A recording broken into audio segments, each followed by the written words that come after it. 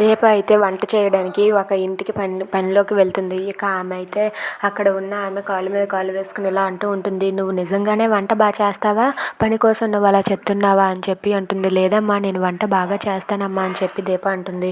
దాంతో ఆవిడైతే సరేలే వెళ్ళు, కిచెన్లోనికి వెళ్ళి ఏమేం కావాలో చూసుకో అని చెప్పి అంటుంది.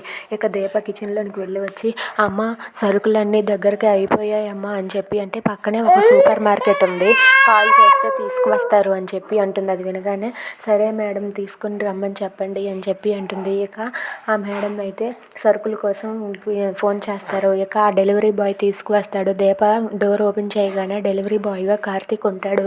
ఇక కార్తీక్ అయితే ఆ సరుకులు తీసుకురావడం చూసి దీప అయితే ఒక్కసారిగా షాక్ అయ్యి అలా ఉండిపోతుంది. కార్తీక్ బాబు అని చెప్పి అక్కడే అలా నిల్చొని ఉండిపోతుంది. ఇక కార్తీక్ అయితే మేడం, మీ సరుకులు డెలివరీ అయిపోయి చూసుకోండి అని చెప్పి అంటూ ఉంటాడు. అది వినగానే అక్కడ ఉన్న దీప ఒక్కసారిగా షాక్ అయ్యి అలా ఉండిపోతాడు. దీప కూడా కార్తీక్ని చూసి షాక్లో అలా ఉండిపోతుంది. Please subscribe our channel.